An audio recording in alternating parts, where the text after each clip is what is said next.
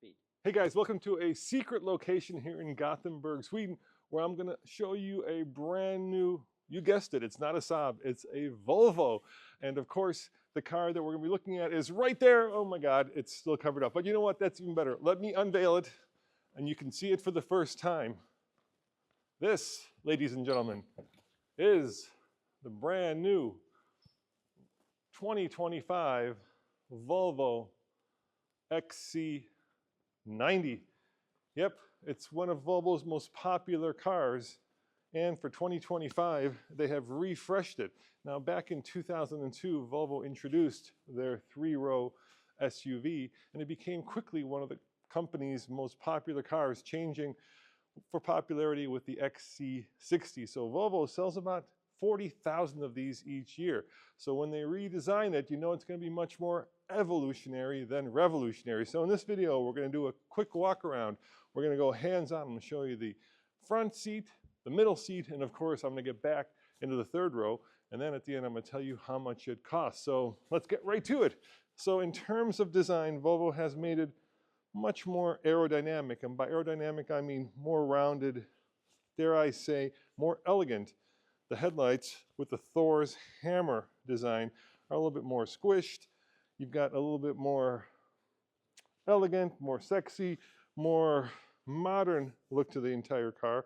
Now this car has been updated, but because it is such a popular car, Volvo has not necessarily completely changed it. The chassis dimensions are about the same, and the powertrains are almost about the same. So under the hood, you have a choice of 3 different engines, starting with a 2-liter 4-cylinder turbo that puts out about 250 horsepower, the B5. For the B6 model, you add a supercharger and 50 more horsepower. And then there's this one.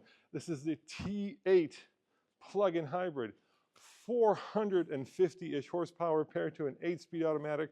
And the cool thing about this, 0 to 60 under 5 seconds. Now, of course, this is the top of the line car. And since it's a plug-in hybrid, let me show you the plug. You get about 30 plus miles of range.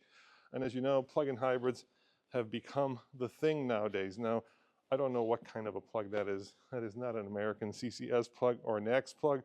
Could be CCS2. Let me know in the comments below, because I'm not familiar with the European standard.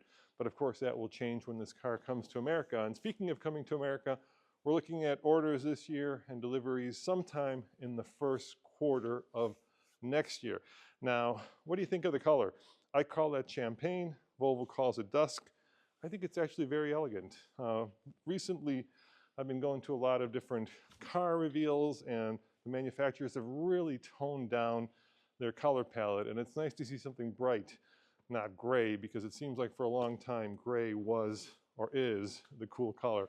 But it's nice to have a car that's not necessarily so dour, but a little bit more fun and a little bit more frothy, let's say. All right, come on inside.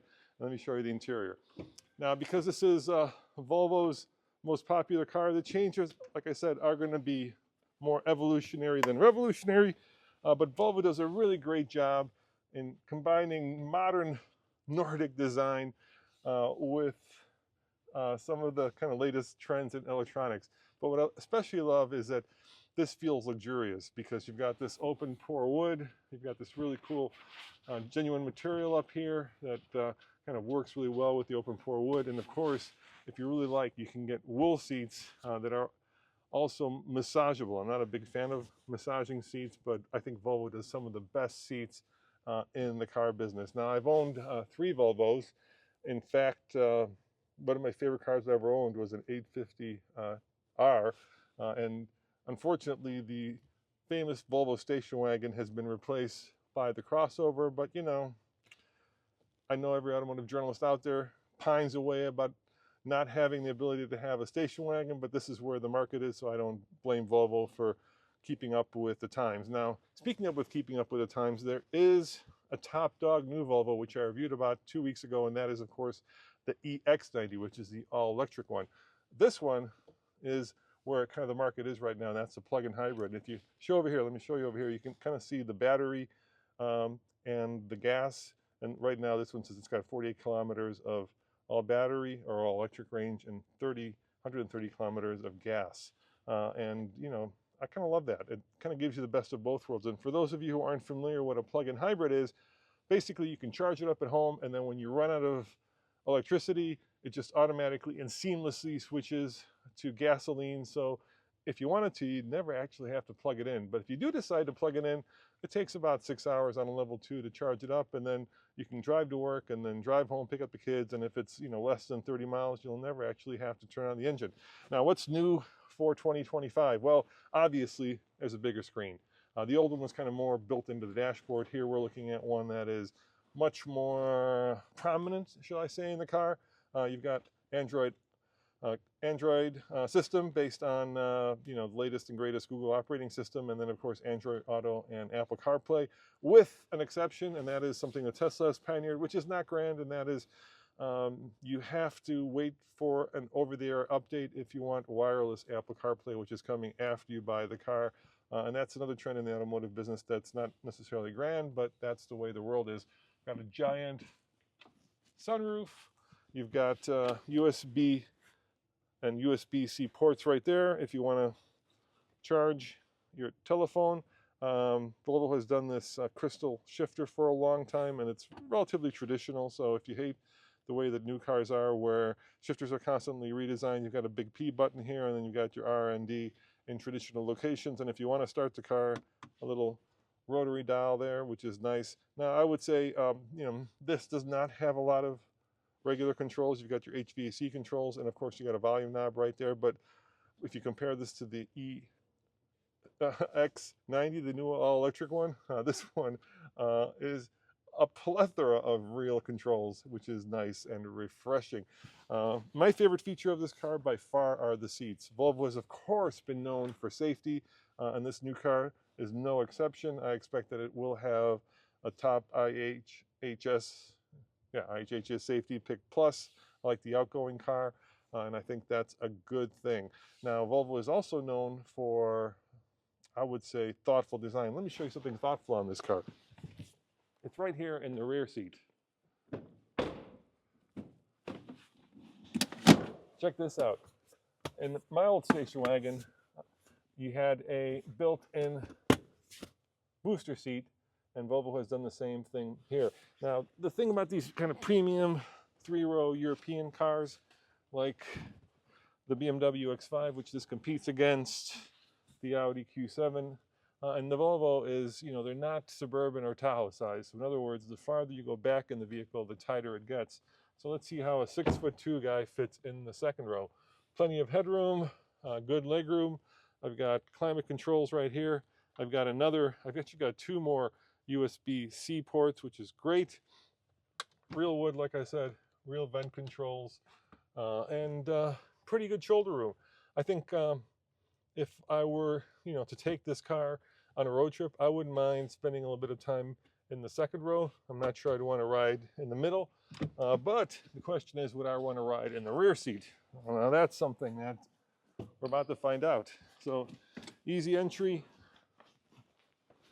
seat just slides, and I'm sure that this is more of a kiddo location than a location for 6'2" automotive journalists. And yeah, not horrible with headroom, not great with legroom, but you do have vents back here, you do have cup holders, and you do have seats that are, even for the third row, very comfortable. So if you're making the kiddo run and you have to pick up the soccer team, I bet you they won't mind sitting back here at all. And the question is, can you fit all their stuff behind the third row? Let's find out. Yeah, that wasn't as bad as I thought. It's always entertaining trying to get me in the back.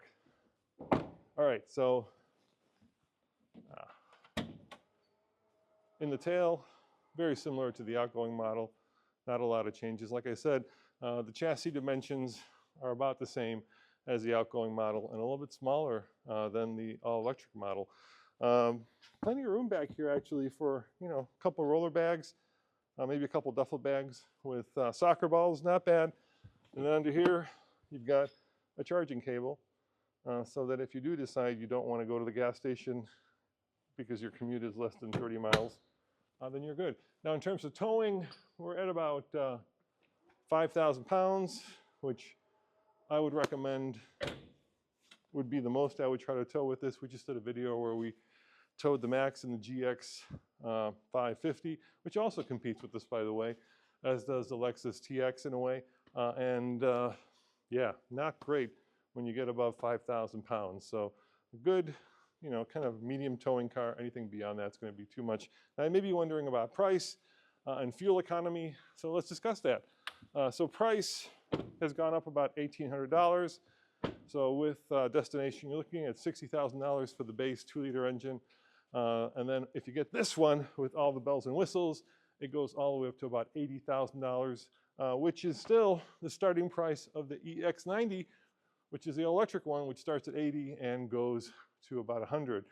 So for a car that basically has the best of both worlds, and that is electric and gasoline, and is $20,000 cheaper than the EX90 electric version, and probably $20,000 or at least $10,000 cheaper than some of the European competition, I think it's quite the bargain. That's because, like I say, this car has been around since 2002. Second generation came around, oh gosh, 2016.